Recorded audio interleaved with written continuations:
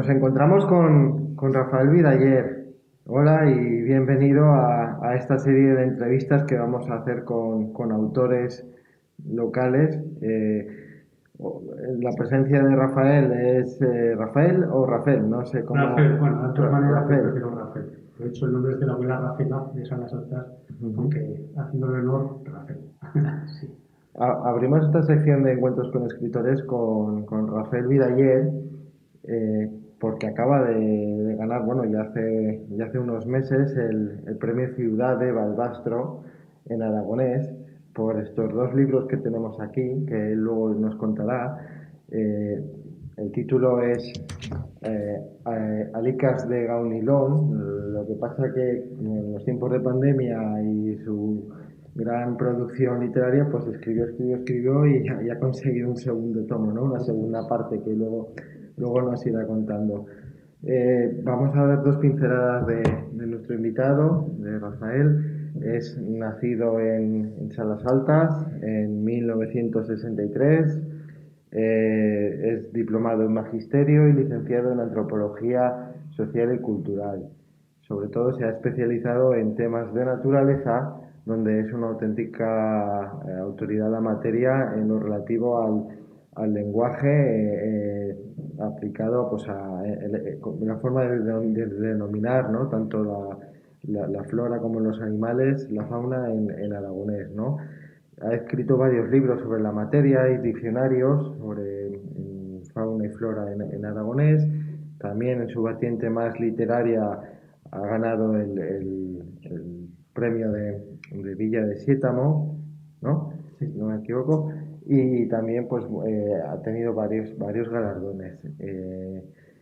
Procede de Salas Altas, que es una localidad muy genuina y donde hay un gran caldo de cultivo de investigadores en pro de la cultura popular y el aragonés. Y yo no sé si de ahí te ha venido algo para que a lo largo de tu carrera profesional como escritor, aunque profesionalmente hay que decirlo, es agente de protección de la naturaleza en el Alto Gallego, pero ya tiene una vertiente literaria muy sólida con pues igual una veintena de títulos posiblemente. Sí, sí. Bueno, pues la verdad es que en Salas, cuando éramos más jóvenes, se conservaba muy bien la lengua.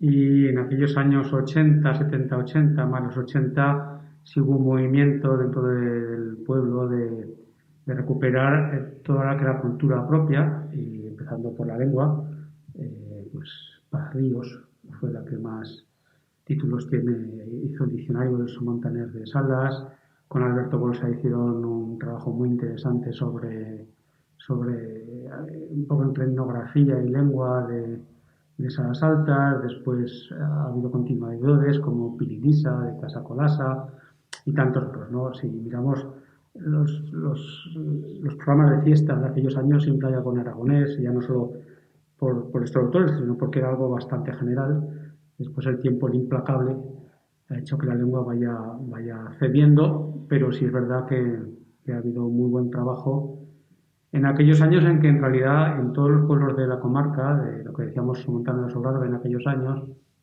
pues había un gran movimiento, me acuerdo de Estadilla, de Barbastro mismo, de Lograu, de Vierge, de Salas, de Reiquero, de tantos sitios había una efervescencia cultural que algún moicano quedamos y seguimos ahí en nuestras treces. Sí, Hay que decir en su currículum que también formas parte del Consejo de la Fabla sí. Aragonesa y que lleváis ya un tiempo pues, intentando recuperar o evitando ya su desaparición, si es que no sé en qué estado podemos hablar ya de la lengua aragonesa. Estaba mal hace 40 años, precisamente cuando se fundó el Consello, en los años 70, confluimos allí mucha gente de este somontano, mucha, de todos aquellos pueblos, y de Barbastro, por supuesto, y del somontano hacia Huesca, Tierra Huesca, de Siétamo, de Bolea, de Ayerbe, porque había una lengua común que en el somontano estaba ya había un modelo, de lo que decimos ahora aragonés común, con el cual nos sentíamos muy fácilmente identificados. Y bueno, es una lucha por recuperar un patrimonio cultural, por mantenerlo, una lucha difícil, no solo para el aragonés, que según la UNESCO está en las tres pedretas, sino para todas las lenguas minoritarias, absolutamente para todas. Pero eso no quita para luchar y trabajarlas, claro. ¿Y qué ha pasado? ¿Por qué nos hemos dejado perder este patrimonio en el somontano? Porque yo me he criado con mi abuela, que era gallego, y sí que recuerdo que algunas palabras, expresiones del día a día, pues mezclaba, evidentemente hablaba en castellano, pero había muchas Sí, palabras en aragonés que yo he incorporado, ¿no? a mi claro. vida. Pero ¿qué ha pasado como sociedad para que perdiéramos? ¿Dónde Pues está ese eslabón que se trunca? bueno, partíamos bueno, pues no podemos hablar de siglos, pero sí de decenios de menosprecio de la cultura propia. Era hablar vasto, era hablar mal, era muy difícil hablar con nadie si no sabías que hablaba como tú, porque teníamos ese complejo. Muchas veces, me acuerdo de unos abuelos en Salas me contaban de llevarse algún que otro golpe.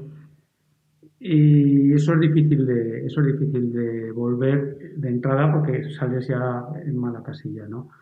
Además, hoy en día, con la globalización, pues hay una pérdida de diversidad cultural brutal.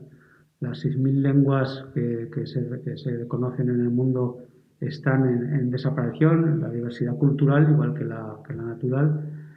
Y entonces, si difícil es para una lengua importante, como puede ser cercanas el occitano, que se habla en media Francia, mantenerse, más difícil es para lenguas más débiles. Es un proceso social que no sabemos si nos lleva en general la globalización hacia nuestra desaparición como especie, porque es más complejo que perder una lengua, pero que es la que tenemos. Es decir, entonces la reacción, tanto desde el punto de vista natural como desde el punto de vista cultural, porque la diversidad entendemos mucha gente que es una garantía de supervivencia. La diversidad en sentido amplio, pues o se reacciona o seguimos hacia un camino que todavía la humanidad no había tenido y que parece que lo tenemos encima, con tantos factores en contra. Entonces, pues bueno, en fin, eso ya, la sociedad, el conjunto de individuos, cada acción, cada persona es la que tiene que decidir. Sin embargo, hay pequeños oasis, ¿no? En el caso de, pues, concretamente Font, Estadilla, la zona de Bajo Ribagorzano, Verás. Sí, Hay bueno, algunas plazas que se conservan o que se intenta mantener. sí, en realidad las lenguas, si no están asociadas a centros de poder, que son urbanos, centros urbanos, tienen un problema precisamente de falta de influencia en el poder, ¿no? Si el asturiano, por poner un caso parecido al aragonés, está hoy renaciendo, es porque los centros culturales y urbanos donde está el poder son zonas donde se habla. Pero aquí hemos perdido, hace muchos siglos se perdió Zaragoza y hace pocos decenios se perdió Huesca. Y Huesca ha conocido todavía gente hablando en aragonés, mucha gente hablando en aragonés. Y entonces ya si estás en lugares que no tienen influencia, que no tienen esa capacidad de reacción, pues es muy complicado. Sí que hay oasis, pero muy menguados. Yo he conocido el somontano hablando aragonés, muy buen aragonés. He vivido 15 años en Benás y allí pues se hablaba, es decir, era la lengua de comunicación principal. Ahora se va reduciendo. Ya decían los abuelos entonces en Benás, igual que en Salas, se decía, en Salas me acuerdo, decían, no, si aquella gente hablaba patués, nuestros antepasados, hablaba un aragonés bien cerrado, un aragonés bueno. Pues en Benás que ese proceso también está. Entonces, contra eso hay que escribir. Ujú. La escritura fija la lengua y permite salvaguardarla de alguna manera. Sí, ahora íbamos a entrar en materia con tu obra, porque precisamente en el acto de entrega, si se puede llamar así, o de la presentación de ejemplares que se hizo por videoconferencia, evidentemente por la situación de pandemia, en tu mensaje agradecías al Ayuntamiento la apuesta por conservar este premio del Ciudad de Balbastro, ¿no? Porque decías que era una forma de lo que estabas comentando ahora, ¿no? De que la lengua perviva, ¿no? ¿Qué importancia le das a estos premios ¿Y por qué desgraciadamente se presentan tan pocos autores? Bueno, la importancia es fundamental por lo que estamos diciendo, porque hay que fijar la lengua y hay que fijarla por escrito, porque el escrito es un símbolo fuerte y nosotros somos una especie, la especie humana es una especie simbólica, nos movemos por símbolos. Eh, entonces es fundamental que las administraciones potencien la escritura y se potencia mediante premios, entre otras muchas cosas. Sobre las pocas novelas que se presentan, hay que hacer, yo hago las cuentas de otra manera y lo expliqué en su día, ahora que estamos en meses de incidencia, de estadísticas. Bueno, si medimos un poco el esfuerzo cultural que supone para una lengua, que se presente en castellano, que se presenten 300, 400 obras al premio, un premio importante como es el Ciudad de Barbastro, y miramos ese esfuerzo en relación a los hablantes, a los 500 millones, no sé muy bien dónde salió, los 500 millones que dicen que hay, y si miramos no llega a la decena ni de lejos de que se presenta en aragonés y lo comparamos con los 10.000 habitantes, hablantes, en realidad el esfuerzo cultural, el esfuerzo que esas personas por mantener su cultura es mucho mayor en el caso del aragonés que en el caso del castellano, en el caso del premio de Barbastro. Quiero decir que no hay tanto que pensar en que son o somos pocos los que se presentan a estos premios, sino que el hecho de presentarse ya es un dato muy importante y se consigue mucho. No sé cómo decirlo. Si hay otras facetas de la cultura que son más fáciles de aprender, de ver, ¿no? Cuando se restaura una catedral gótica, todos, bueno, en general la sociedad, lo valora. Pero claro, es una forma de valorar muy fácil porque cada persona que comparte esa cultura, del gótico, del románico en nuestro caso, no tiene que picarse una piedra y ponerla y cementarla y dejarla bien.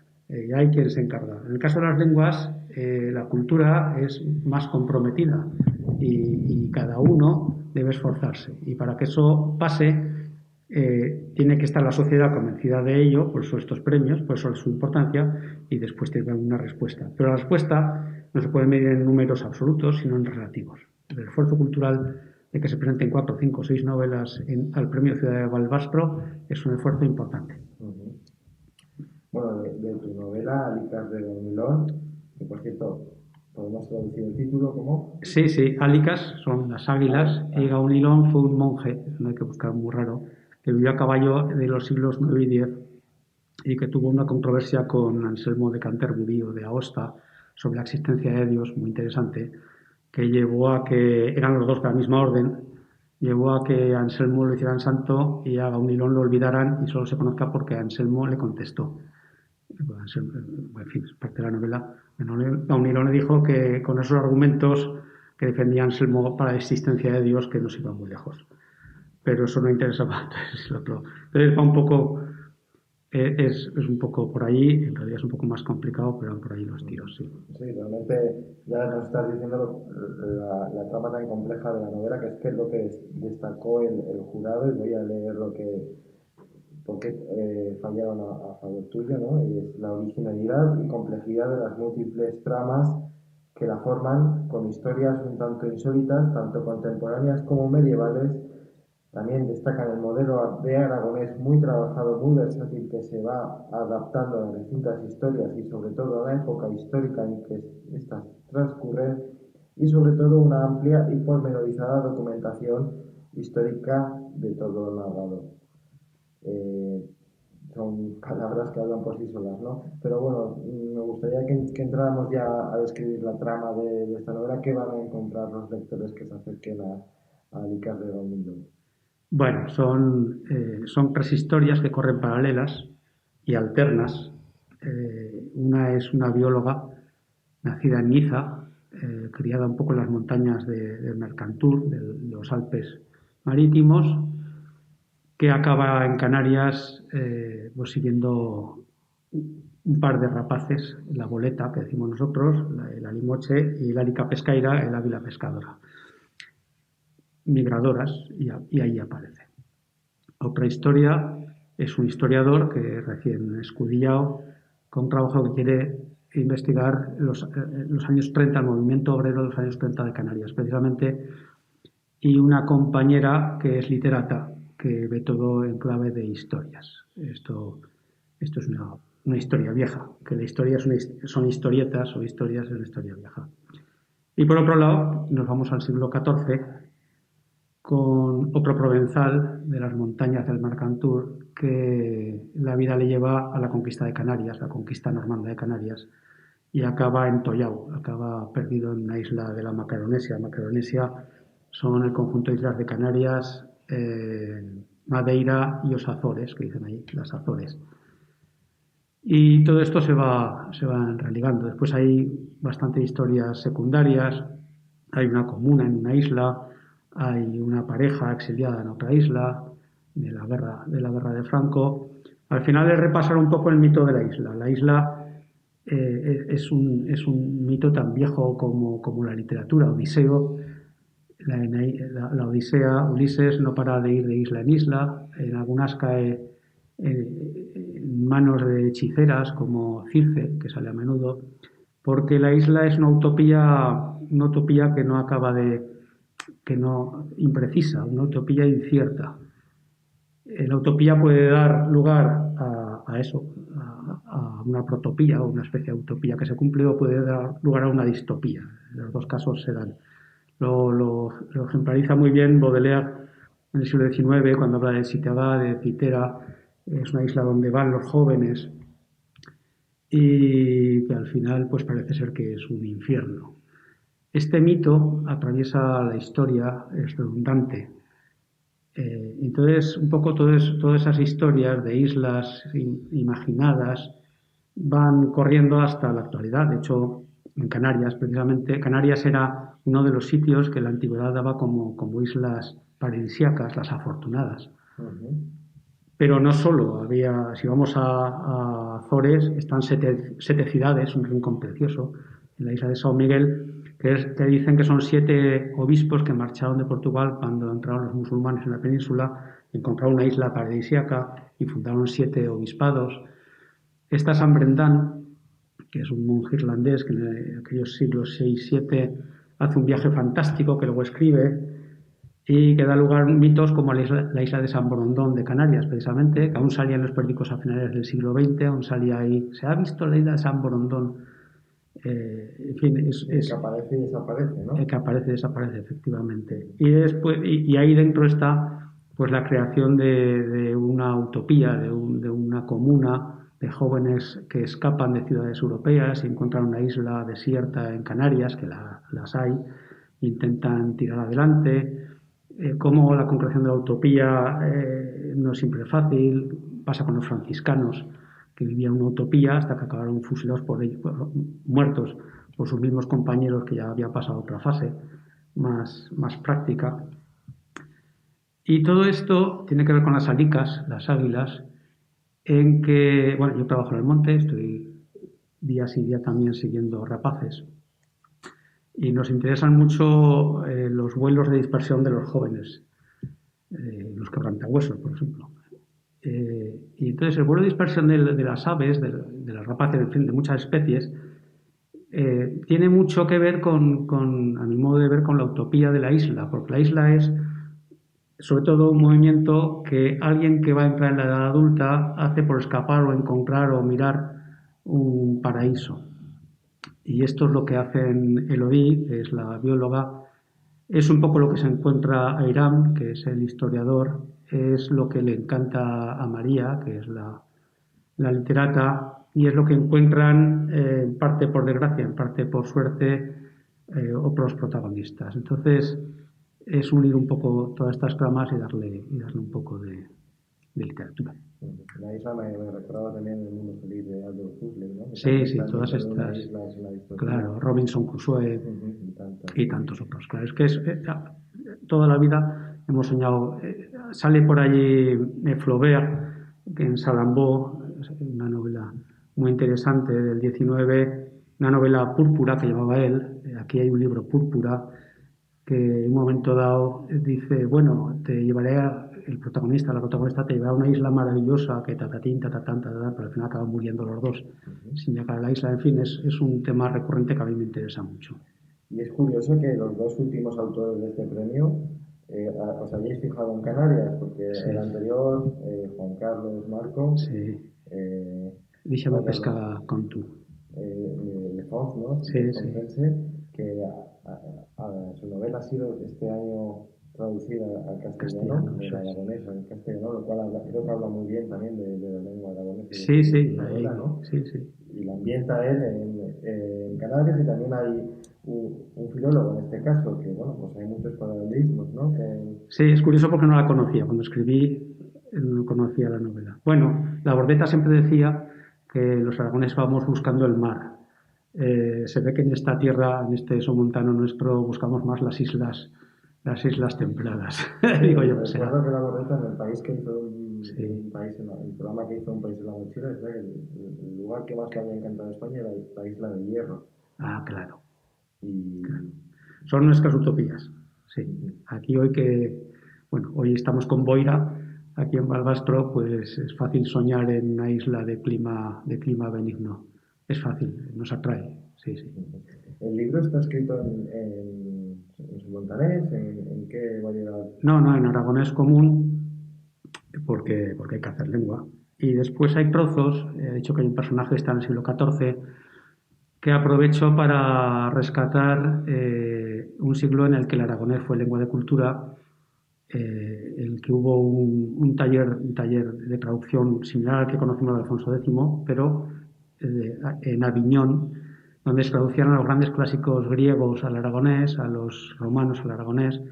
La primera traducción, por ejemplo, a una lengua moderna de Tucídides, por ejemplo, esta fue al aragonés y de ahí a las demás lenguas europeas. El libro de Marco Polo se traduce a 7 lenguas al principio, entre ellas el aragonés, tarda 2 siglos más entonces el castellano. Y esos modelos de aragonés son un modelo muy interesante desde todos los puntos de vista, y aprovecho para recuperar un poco expresiones y algún detalle porque me parece una hazaña lo que se hizo y lo que se perdió seguramente por cuestiones de poder. Cuando los Pastamara acceden al poder en la corona, el aragonés y el catalán dejan de ser lenguas de corte y van sustituyéndose poco a poco por el castellano.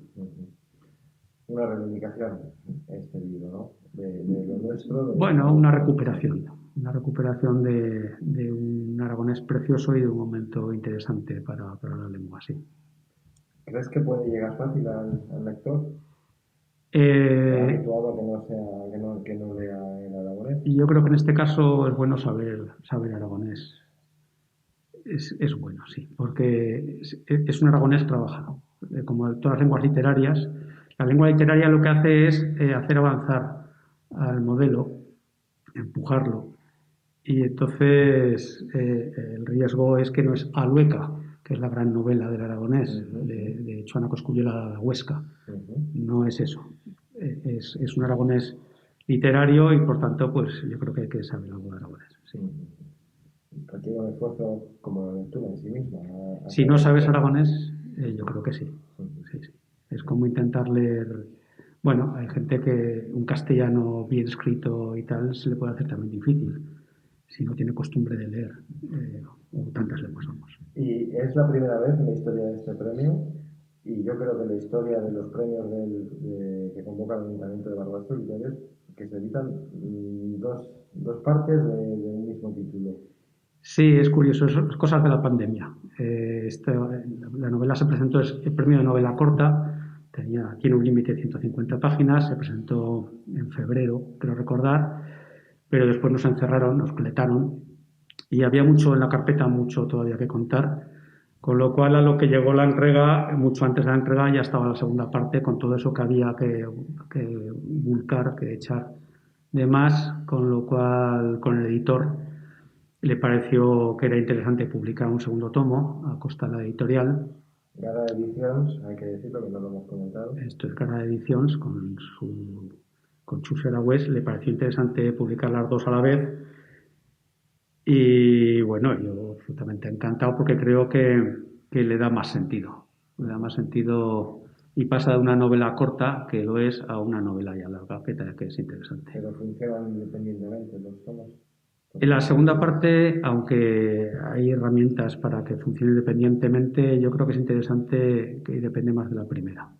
Sí, la primera acaba, porque es una novela y acaba, pero deja sitio para una segunda parte. Sin embargo, la segunda parte, aunque se puede leer, yo creo que depende de la primera. Al final de las dos hay unos índices onomásticos, porque hay muchos protagonistas, hay muchas historias, hay mucha historia también por el medio, que la primera parte, bueno, están para ayudar y la segunda es más necesario si no sabes la primera, claro. Muy bien, Rafael, pues no sé si quieres comentar algo más o hacer hincapié en algún aspecto más de tu novela o de No, Aragonés. ahora hace falta ¿Cómo cerramos esta conversación? Pues, que hace falta que lo lea la gente, que le saquen al precio, yo encantado.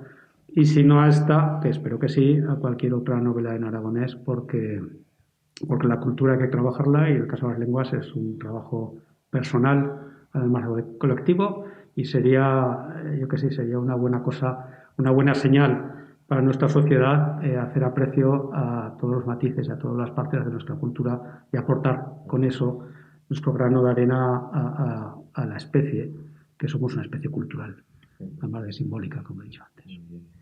¿te has quedado con ganas de seguir escribiendo más novelas o vas a volver a tu área más de la naturaleza? Habrá que seguir escribiendo, sí, sí, sin duda. Y sin dejar lo otro, que el otro está ahí siempre como por castigo. Muy Sí, bien. sí.